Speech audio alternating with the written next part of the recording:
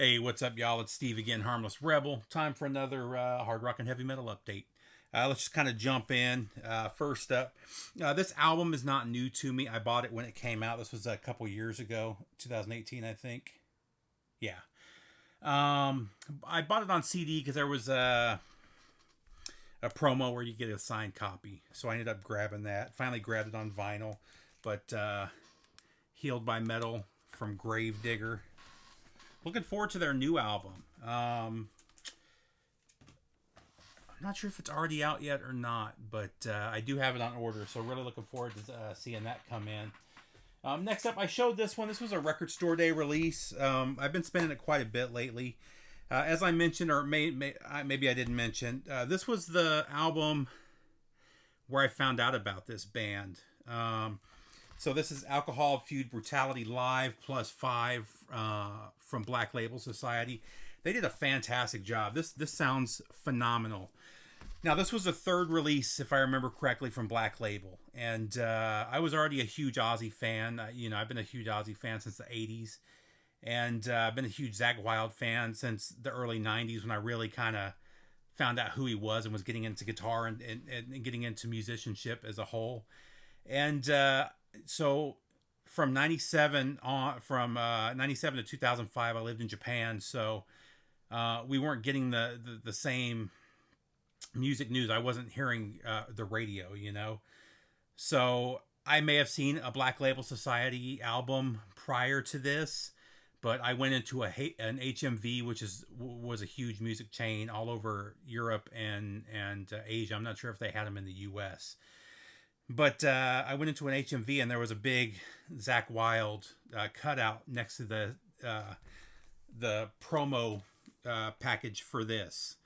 And, I had to grab it right away. And then right next to it, they had another display with the first two albums. So I ended up grabbing all three at the same time. And I've been hooked on Black Label since, like I said, I'm a huge Zakk Wylde fan anyway. But number one, I was shocked that I hadn't heard about this, that he had already released two albums, and I didn't know anything about it. But this is one that I've always wanted to see on vinyl, and really happy to finally have that one. Next up, got to thank Billy Hurst for this one. This is another one I didn't know existed. This is the Music for Nations pressing of this from '89. So obviously a few years later. As far as I know, though, this is the first collection that put... what is it? I can't think of the name right now. Fistful of Metal, Armed and Dangerous, and the single all together in one package. So this is the double LP. It's been released that way a couple times now. It was released maybe 10 years back on red vinyl 10-inch. It was a triple 10-inch that sounded terrible. I did have a copy that I ended up selling it because it just didn't sound good. It wasn't listenable. So when I saw that Billy Hurst had this, I had to grab it. Sounds killer. Highly recommend this one. I love this era. It's funny. Scott was just talking to me, Scott Waters, about a bootleg of the Anthrax. I believe it's the Anthrax and Overkill demos, and he was talking about how much the Anthrax sounded like new wave of British heavy metal. And that was my thought. The first, not so much with this album, but with Armed and Dangerous. I've always thought that sounded very much like a new wave of British heavy metal album, which is something that I've always loved about that EP.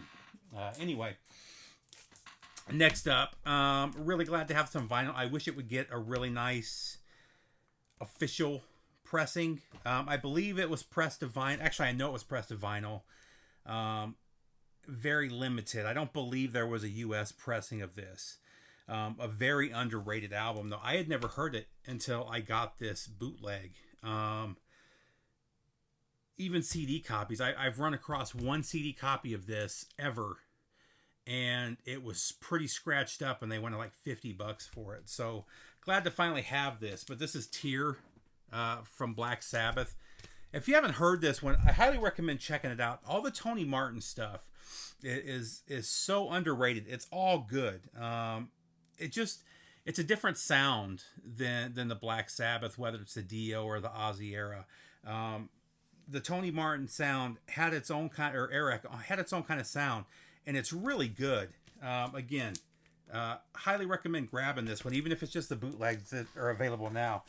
Now, there's been rumors that they're going to press all of the Tony Martin stuff again to vinyl. I'm kind of looking forward to it. However, the recent double album represses have been coming out. Everybody talks about how they sound good. However, when you play them next to the originals, they sound terrible. They just did. I can't think of the Dio album. One of the Dio era albums. Everybody, Dehumanizer, has talked about how good it sounds. And I had trouble listening to it. The B-side, the songs, they just don't sound right. I don't know what they did with the mastering. I had an original pressing and I pulled it out, and it's night and day. They're getting these sanctuary pressings, and they're not doing anything to them. It's like they were pressed to vinyl or pressed to CD back in the late 90s, early 2000s. And they're just taking those and putting them on vinyl, and they sound terrible. My 2 cents about that. If some of these Tony Martin era ones come out, I may get some of them just to check it out. But I've bought 3 or 4 of the recent reissues of the Dio era stuff that everybody was super stoked about and talking about how good they sounded, and none of them have sounded good to me. So off my soapbox. Next up, this was another record store day that I've been listening to a lot, live at Brixton Academy from Gojira. Not only is this a fantastic album, there are very few bands out there right now that are as good live as Gojira is. I've seen them twice in the last year and a half. And the first time I saw them was at a huge festival with over 40 bands. And they were the band to beat. They by far had the best performance of the 3-day festival. And then I saw them open. I believe I did a video about this. I saw them open for Deftones. And the Deftones has been a band that I've loved since day one, since the day their first album came out.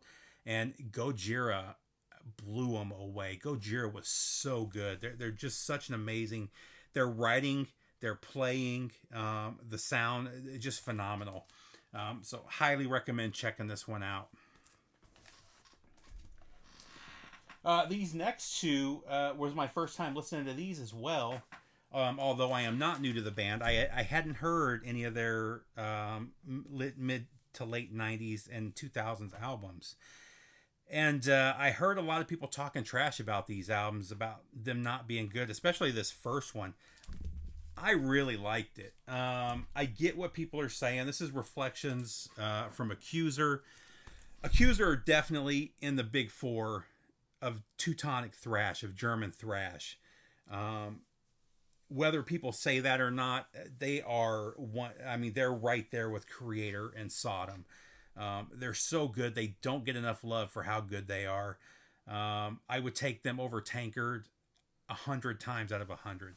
I don't get why Tankard gets the love that they do, but Accuser is amazing. So I get why people don't really like this one. There's definitely a little bit of prong in there, So prong had gone from straight thrash to their more metallic thrash with Snap Your Fingers, Snap Your Neck, and that album, The Cleansing. And there is a little bit of that industrial sound on this, but it's still Accuser, and it still sounds fantastic. I really recommend grabbing this album, or these albums as a whole. I believe all of their albums that haven't been released to vinyl yet will be released by Brutal Planet in the next couple of years. But if not, either way, I would grab these while you can. I don't know how many of these they press. It's the limited run vinyl series, so they didn't do a whole lot of them, but fantastic. And not only do they sound fantastic, the mastering on these it blows away the last 2 albums that Metal Blade has done. Metal Blade has kind of gotten subpar in their mastering. Their releases just don't sound as good as they once did.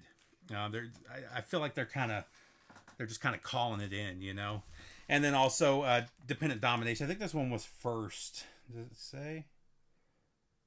No, I guess not. This was much later. I thought this one was earlier.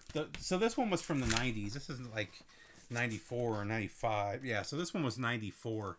I don't know why I thought Dependent Domination was from the same era. This is actually 2011. But any way you look at it, fantastic. Accuser is just one of the best thrash bands coming out of Europe. They just don't get any credit or any love for some reason. Next up, Doc and Tooth and Nail. Nothing new here. I love this album. There's especially the B-side. Talk about one of the best B-sides. It blows me away that Into the Fire, which is a huge 80s song that even if you're not into metal, you probably know word for word, was towards the end of the album. Turn on the Action's another fantastic. The whole B-side on here is just killer. Come on. You got George Lynch, Don Dokken, and Jeff Pilson. It doesn't get much better than that. So this was one, when I had that really cool metal score, I already have a really clean US pressing of this. This one sounds a little bit different, which has led me to decide to keep this one as well. And as stupid as this album cover is, I've always loved it. And then last, actually I say last, there's a couple albums here. So this just came out within the last few weeks. And man, this album is so good. This right now is the best metal album of the year, in my opinion. I'm blown away by how good this is, especially because I haven't liked anything that the band has put out in at least a decade. It's so good to have them back to form, because this is just a fantastic band. But this is Blind Guardian, the God Machine. The artwork is beautiful. There's a huge, like a 25 or 20 page book in there with the lyrics and everything. The lyrics are fantastic. There's not a lot of albums where I just sit there, listen to the music, and following the lyrics along. And I did that for the whole album. I was just blown away. The packaging is fantastic. I will say there is an issue with my LP1. LP2 sounds beautiful. LP1, I don't know what it is. So I use a thin line needle, which is an Audio-Technica needle. They sit a little bit lower in the groove, and 9 times out of 10, you get a better sound from that. It also kind of stabilizes the tracking. It's just kind of it doesn't come to a sharper point, but it's kind of a sharper cut on the needle. It's not as rounded. And for some reason on album 1, it just sounded like shit. And I was gonna send the record back, and I still may do it. I got it from Amazon and try my luck with another one, but I switched to the I can't think of the name of the needle. I switched it to another needle that I have that's a conical, which is a more rounded one that sits higher up in the groove, and it sounded better. It still doesn't sound great, and that needle is $150 stylus compared to the $300 stylus that I usually use. So there was a difference there. That said, I was blown away by how good this album is, and highly, highly recommend you guys pick this one up. Fantastic album. I was listening to that, so I ended up pulling out a couple of others. I ended up pulling out Tales from the Twilight World, just another fantastic early Blind Guardian album. Does it even say when this is from? No, it doesn't. But one of the earlier albums. And then I pulled out Tokyo Tales, which I believe is their first live album. I could be wrong on that one. But Tokyo Tales. So that's it, guys. I hope everybody's doing good. Just want to do a quick video real quick. And that's it. Take care. Bye.